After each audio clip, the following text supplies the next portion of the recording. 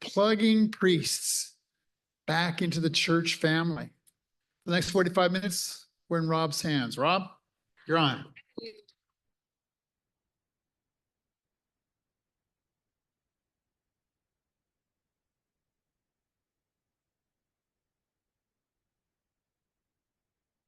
Hey, Ivan. Glad you're here. Good afternoon. My name is Rob Paddock. Thank you all for being here today. And thank you, good folks, who are online. I think you're there. I see lots of pictures.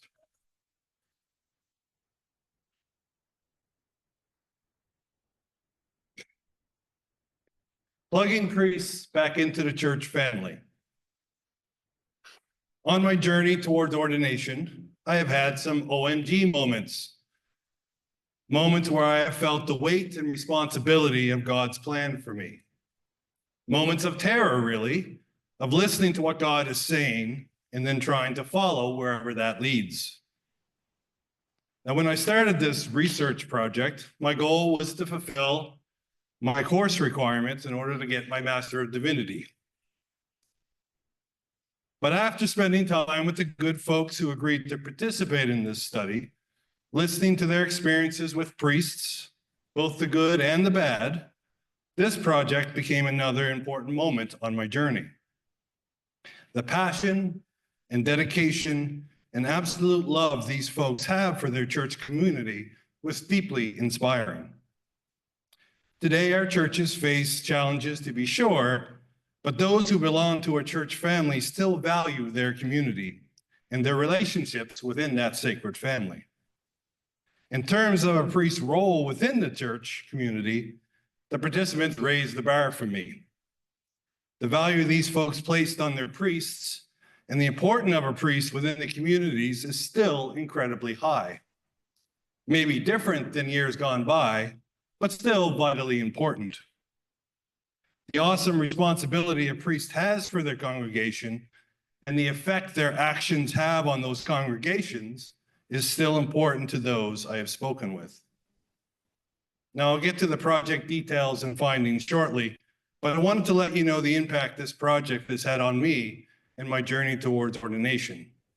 It has given me some insight and a great deal of humility as I continue forward. How do priests connect with their congregation? This was my main research question. During my time as a music leader in the church, a manager in the provincial government, in my recent time as a student minister, I have always been interested in how those in leadership connect with those they serve in every aspect of the word. Sometimes it is illuminating sermons, or caring for the sick and dying, or tending to the other duties commonly associated with priesthood. And sometimes it's the smallest of actions that help strengthen connections between people in a relationship. I remember when I was in high school and preparing to take my grade 10 Royal Conservatory of Music piano exam. A few months prior to the exam, my piano teacher unexpectedly passed. The minister at the time had a music degree, was a fine organist and musician, and he came to the house a number of times to get me through the exam. He impressed my dad, which is not easy to do, who was quite involved with the church. He wouldn't take any payment and was very gracious with his time and talent. I remember on many occasions over the years watching ministers wash dishes or help out in other ways in church functions. A small gesture, but something which the ministers did not mind doing. Actions that seemed to be appreciated by those in the church community. Witnessing these types of interactions has made me curious how those in church family value relationships with our priest, and how our priest can impact those relationships both for the good and for the bad. What behaviors from our priest has strengthened relationships? What behaviors from our priest has had negative effect on relationships? And how do members of a congregation describe the kind of relationships they have with their priest? In this research study, I set out to find the answers to these types of questions, and I wanted to dig deeper into understanding the dynamics of a relationship between a priest and the congregation from the eyes of those in the church family. Oop. Sorry, I do that. The official title of my research project was A Priest's Ability to Connect with Their Congregation and the Personal Attributes Valued by the Parishioners in Those Relationships. In order to dig further into this topic, I used a grounded theory research model. I arranged to meet with 3 focus groups from 3 different Anglican congregations. Each focus group consisted of 4 members. I met with each focus group for over an hour and posed 7 questions for a discussion.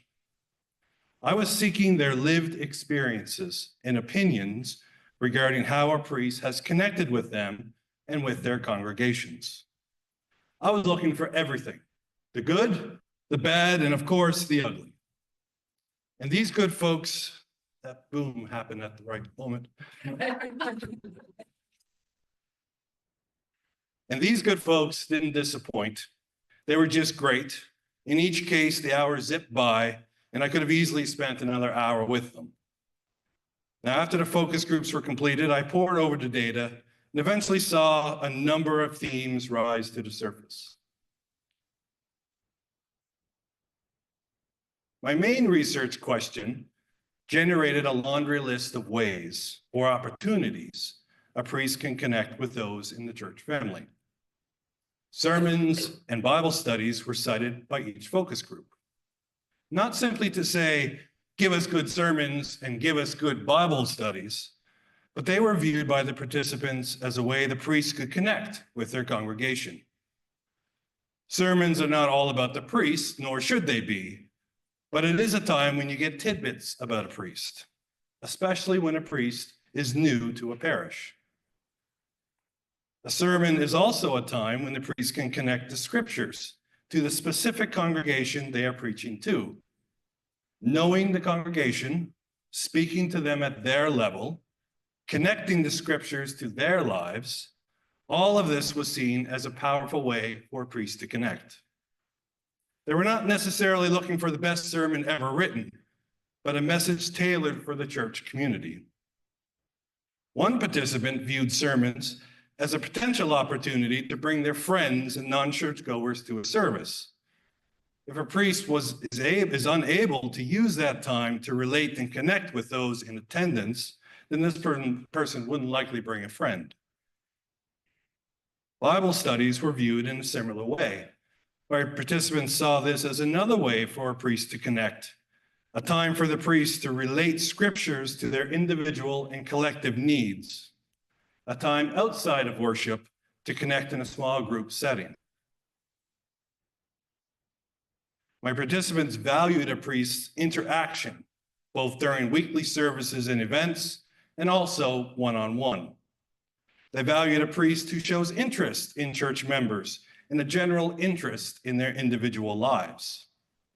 Listening, caring, being in the moment, spending time to get to know people on a personal level, being approachable, having a sense of humor. These are all attributes which my participants valued in a priest.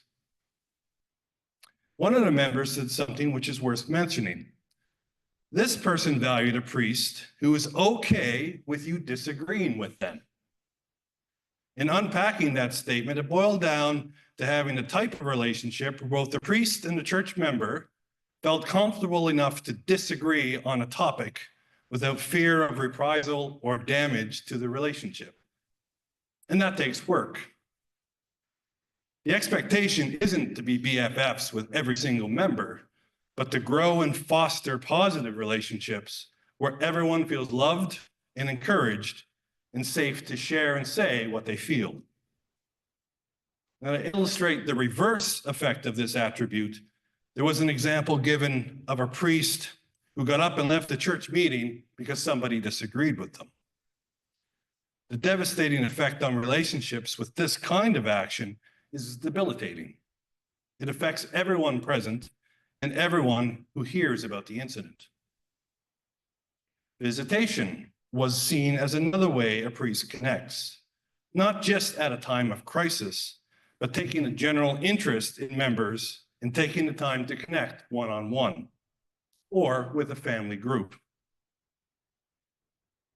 One participant said their earliest memory of a priest was as a young kid. The priest helped their dad launch the family boat. This memory stayed with this participant and is a good example of a priest connecting with the church community outside of Sunday worship. Not really in a traditional priestly role, but loving the congregation and being there to assist with whatever comes up. I was given a number of those types of examples where a priest was simply present with a church member, assisting in a variety of ways, all of which strengthened and helped foster those church relationships.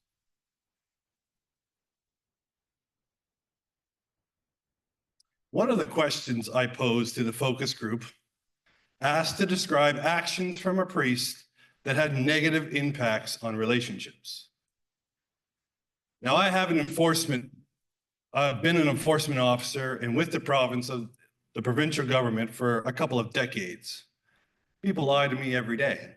It's just part of the job, right? It rolls off my back. But some of these stories were pretty heartbreaking. A priest telling lies came up in a number of these stories. Lying to build up a priest, lying to hide a mistake made by a priest, lying to pass the buck, and wrongfully implicate others in a priest's wrongdoing, not keeping confidentiality. A priest lying and not speaking the truth in a wide variety of ways was at the core of a number of destructive stories I heard. But during this presentation, I'm trying to stay with the data, and I'm trying to stay away from the theology and scripture. I'm saving that for my paper. But come on, thou shalt not bear false witness against thy neighbor, the 10 Commandments. The Lord hates liars, Proverbs 12:28. Don't lie to one another, Colossians 3:9, and the biblical list goes on. So lying and not being truthful destroys credibility. It creates walls and factions and really halts the church family from moving forward in God's mission. One participant described it this way. It was as if the Holy Spirit and joy had left the church. It was just heart-wrenching to hear.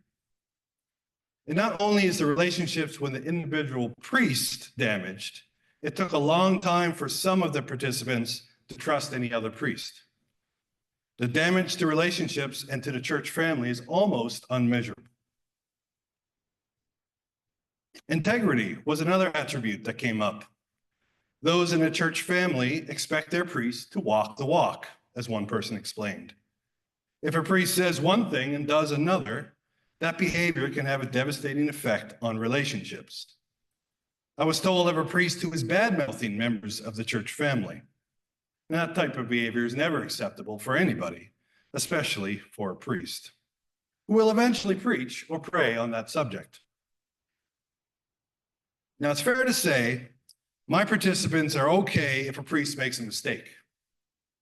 They are okay if a priest is honest with their shortcomings, as long as a priest owns up to their mistakes, as long as a priest is honest about their strengths and weaknesses. My impression from the participants is no one is expecting perfection from a priest, but honesty, integrity, humility, walking with grace, living into God's mission are all things that positively affect relationships within the church if portrayed by the priest.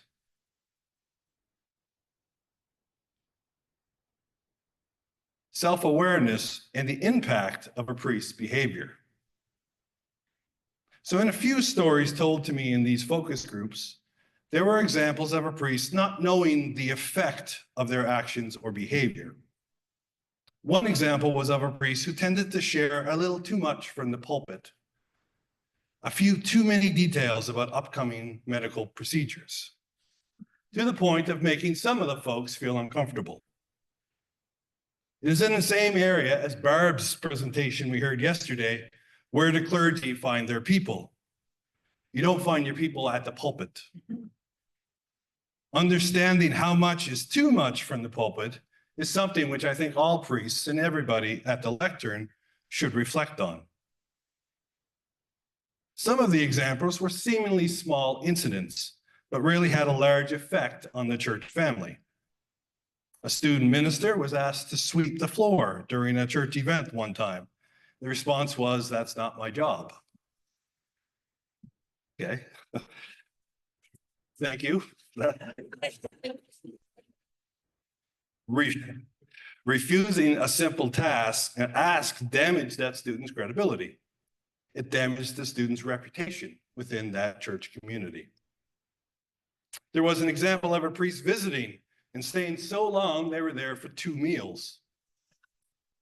The host didn't want to kick the priest out and felt obligated to allow them to continue the visit.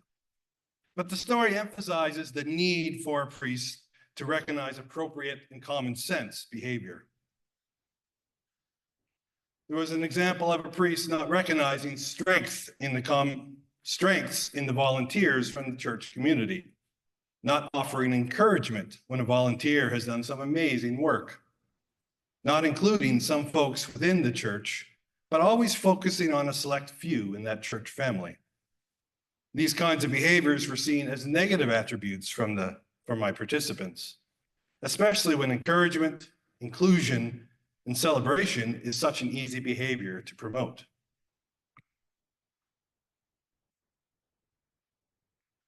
Full immersion into the church community and wider community. The participants I spoke with really valued a priest participating in the life of the church, not just on Sunday mornings. There wasn't an expectation that a priest would be at every event or be at the beck and call of parishioners 24/7, but there was an expectation that a priest would make an effort and engage with the church community through church events. There was an example of a priest who made a point to be at a food bank when it was opened and to talk with those using the food bank, just to be present, just to make connections, just to be part of the church community, to be part of the good works the church was doing. There was another example of a priest who wanted to attend a community event, but didn't just want to attend, but wanted to help, wanted to mingle and connect with those in and outside the church community. The priest saw this as an opportunity to strengthen relationships and maybe even make new ones. There was a wonderful example of a priest who was key in arranging the church to be in a local parade. The parishioners viewed this as a way for the church to be represented within the wider community. The participants viewed the priest as an important part of the church family who can work to bring the church and the community together. One comment, many have stuck with me, but one which has stayed with me was about the perception of the wider community. Most of the time, this person says, the church makes news for the bad reasons. And the priest has the ability to champion positive initiatives and show the church in a love-filled and positive way. There was an example of a priest who intentionally chose to join a local recreation center in the community they serve, so the community would see the priest as a member of the community and not just a member of the church.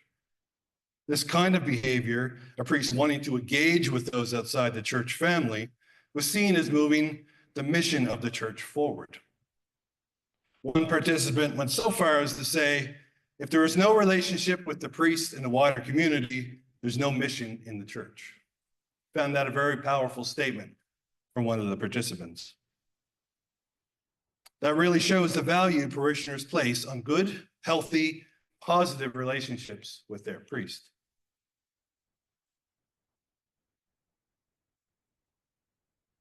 After listening to all the stories told to me, after reviewing all the data and trying to come up with some conclusions or some helpful takeaways, I found it helpful to review how the participants described their very best relationships with a priest.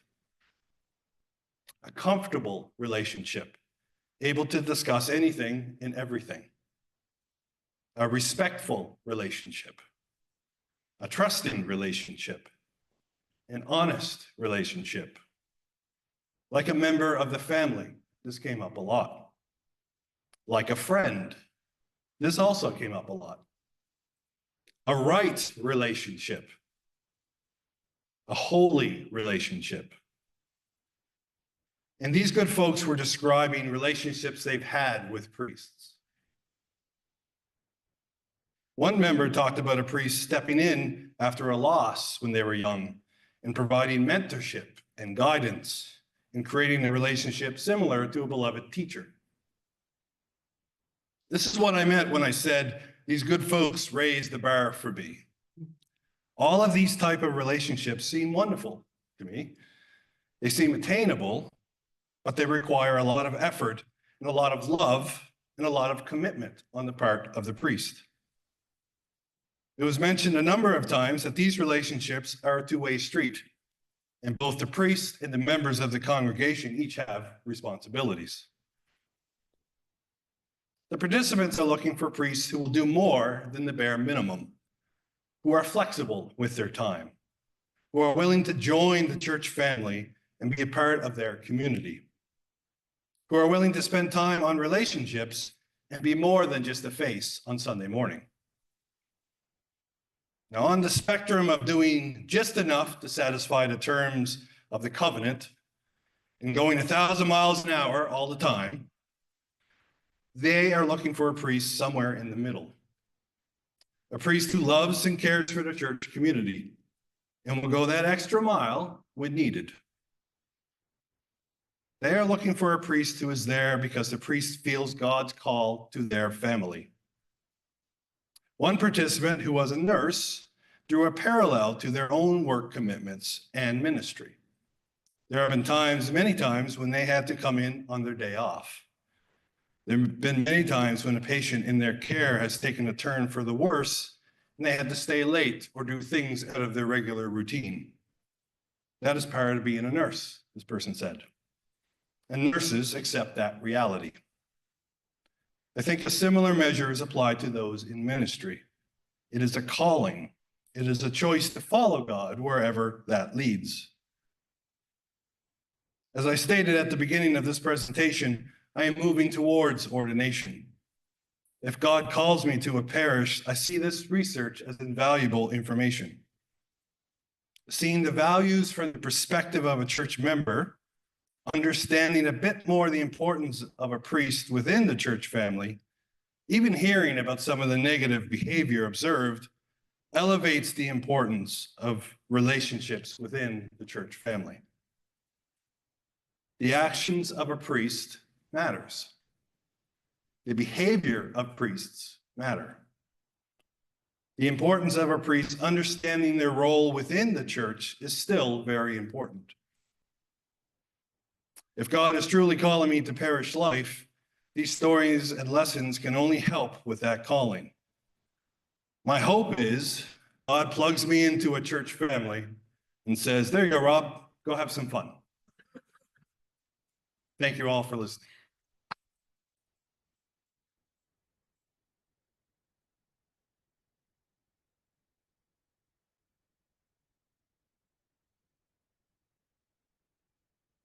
Thank you. Comments, questions, thoughts? Scare you all out of ministry? Okay.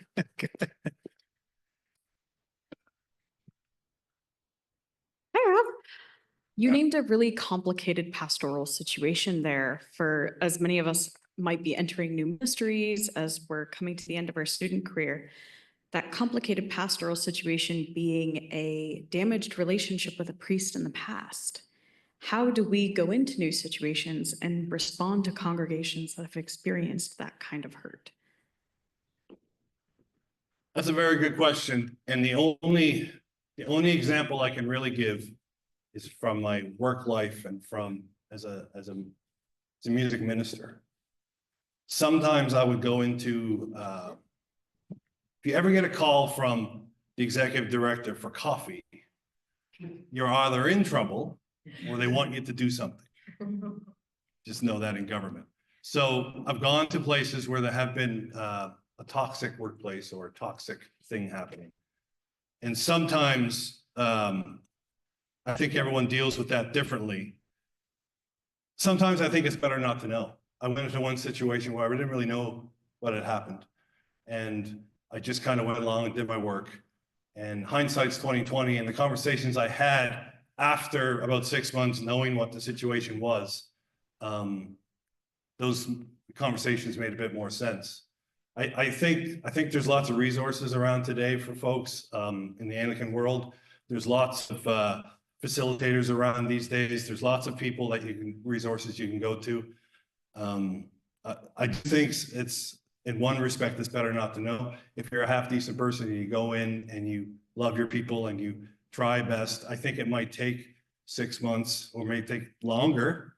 But I think I think it's just being present. And I don't like to do this, but I'm going to quote The Modern Family. Does anyone know that show? There was one episode where they were asked what makes a good dad. And Jay Pritchett, who my wife says I am, says 90% of being a good dad is just showing up. Yeah. And I think that means a lot. It's the best way I can answer that. I hope I did. Good answer. Shona?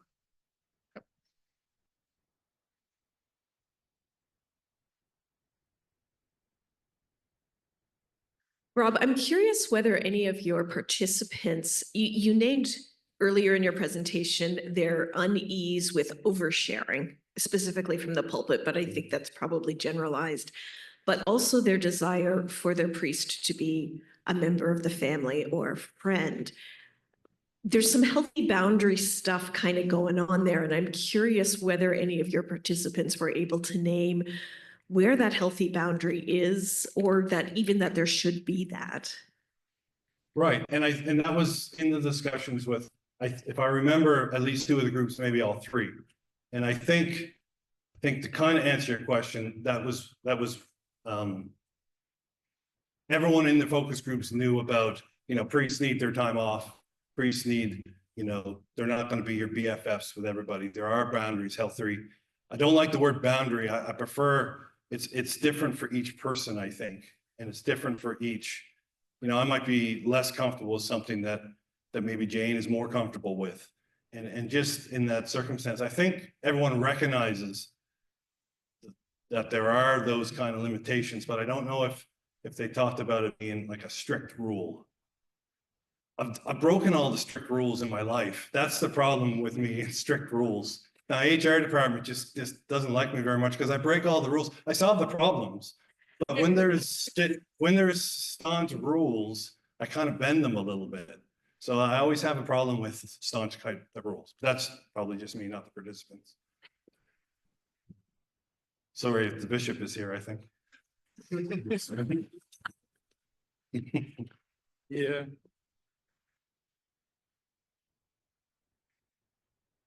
Rob, thank you. I'm looking for advice. Given the large number of part-time ministries, especially in our rural parishes, and increasing number of priests in charge who don't live in the community, they're commuting from an hour and a half away sometimes.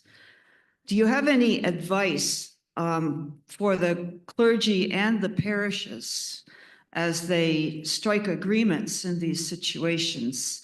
And without putting words in your mouth, the kind of thing I'm seeing retroactively is that perhaps it should be, both parties should consider it unacceptable to just enter into a contract for Sundays and funerals.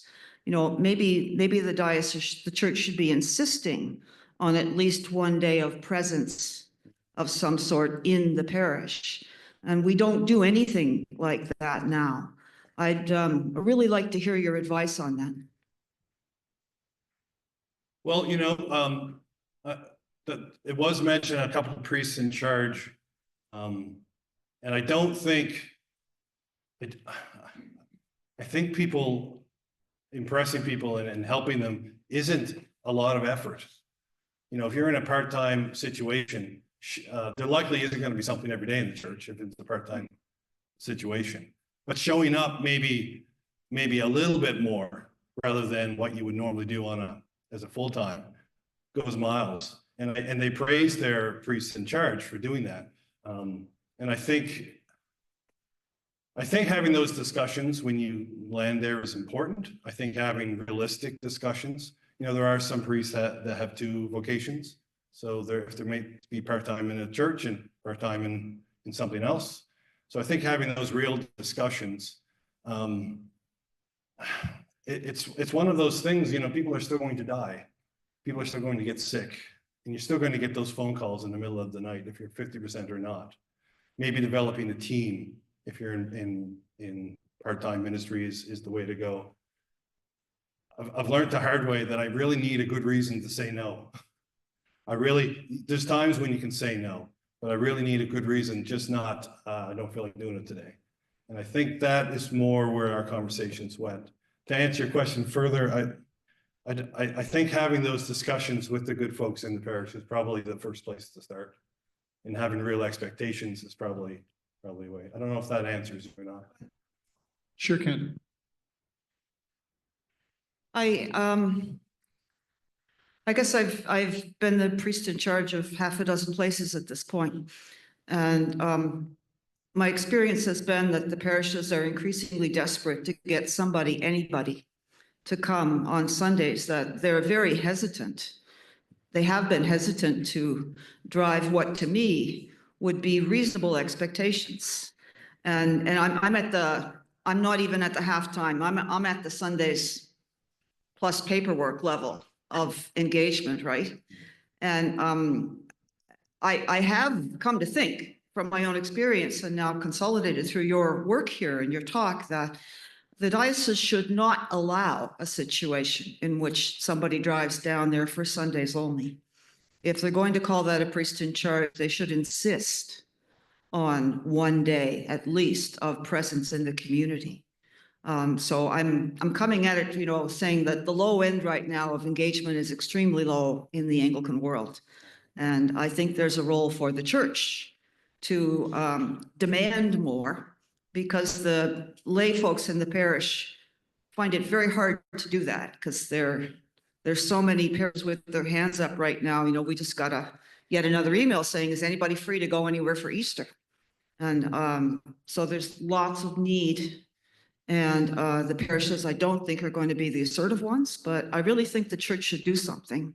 Otherwise, everything that you've talked about, except for preaching and the ministry around funerals and perhaps a Bible study, will not be able to happen because the priest in charge lives an hour and a half's drive away.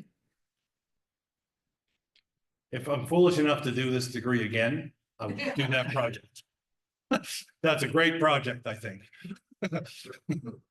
No, I think with Debbie's, what I hear in part is that your data really supports what you're saying. Yes. It's that nebulous stuff that just being in and around the parish, going to the Latins in the neighborhood or whatever, making presence felt will have a lot of residual effect on the life of people in the congregation. Yeah. Yeah. We've got a couple questions online, but we'll hear and then go online. Just a really quick question, Rob. I heard you had 3 focus groups. I did, sir. Were they all lay people? No, they were all there might have been a couple, but they were all members of the parishes. Yeah, no, sorry, I meant like they weren't ordained. They No. weren't clergy. So you haven't actually asked these questions of clergy. I did not. No, Okay. this research was purely from the perspective of the person in the pew. That's cool. Thanks. Here's an online question. Thank you, Rob, for your great presentation. Did you get a sense that it was perceived as easy or simple for a priest, to always be able to do the right thing on account of the perception of their role and their identity? How do they manage the expectations for always performing at an optimal level, even in difficult situations or in the case of overwork?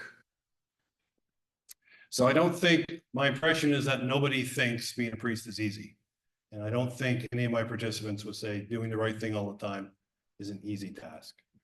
I think there are some things which they would expect to be easy, not, telling the truth. It's a good example. I think there's an expectation that you'll do that as the priest. Not to dwell on that negative, but that's something I think that we all expect people to tell the truth. But I don't think the expectation was that everything you do is easy. And I don't think, I've heard it a number of times in the focus group where people are okay if a priest makes a mistake. Priest needs help or falls down. I think that's expected from time to time. I think that answers the question. Yep. Any other questions?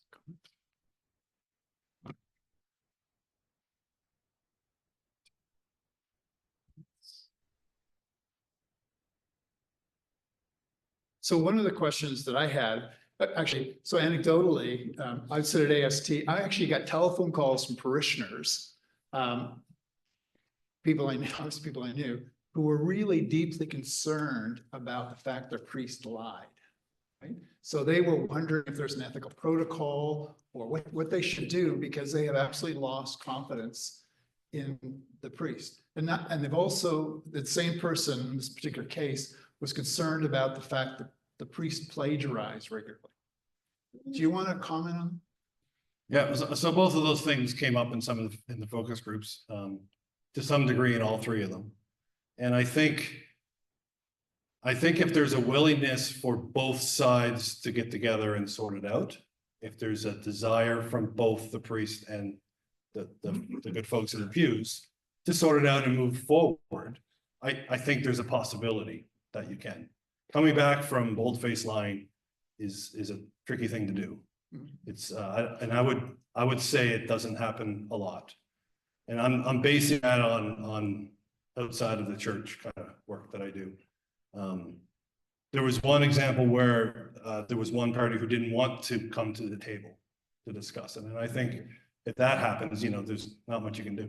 But I think if both people come to the table and both people want to figure it out, and if there's then you have a possibility of a resolution.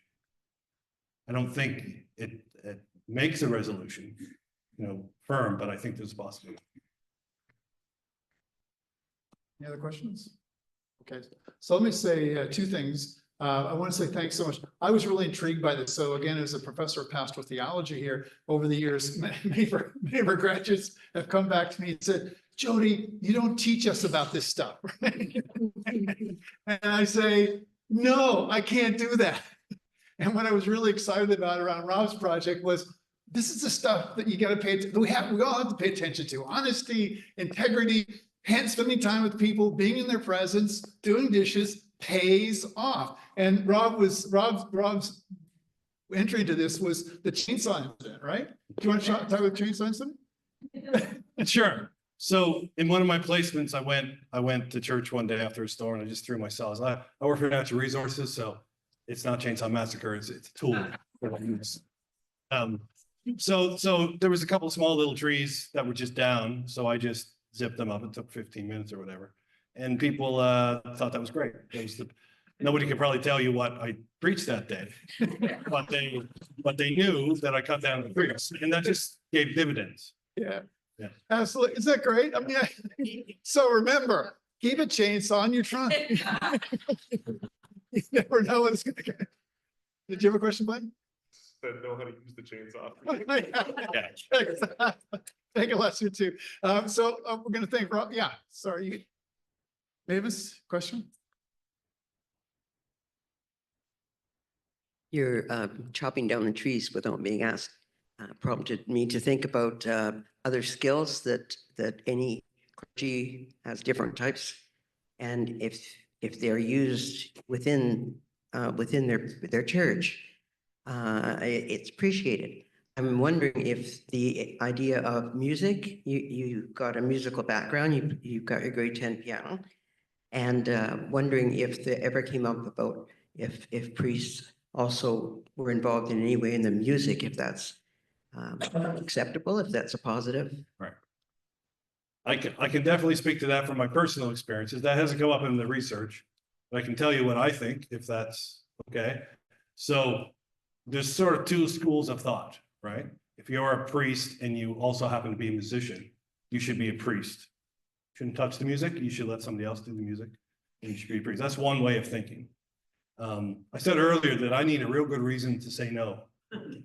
So if I show up at a rural church and they have nobody to play and there's nobody there, and there's 3 or 4 hymns that I need to play, I don't know why I would say no. I think maybe if you're in a urban church 30 years ago where there's a 50-piece choir and there's a musician and a choir director, you know, the priest doesn't need to do any of that. But if you're in most of our churches today, where there's a few people who can sing okay, and there's a piano that's never been used for 10 years, and I show up who's somebody who can play a few hymns, I don't know why I wouldn't. And what I do is I say, yes, I'll play a couple of hymns. Now, if there's somebody there who can play, I will step back. I won't take over. But I always keep, whenever I go anywhere, I just keep hymn books in the car. If I go to a funeral, if I go anywhere, because I would feel lousy to say, no, I'm just not going to play because I would feel, I don't think God's speaking that way to me. But that's not from the research, just to be clear. That's just what Rob Paddock thinks. Yeah. Good, Rob. Thanks for taking us an extraordinary adventure today. Just so you know, too, like, you know, being able to be flexible with your time and your resources and the very celebrations of your life. Pam is here with Rob. Today is their 26th wedding anniversary. 24.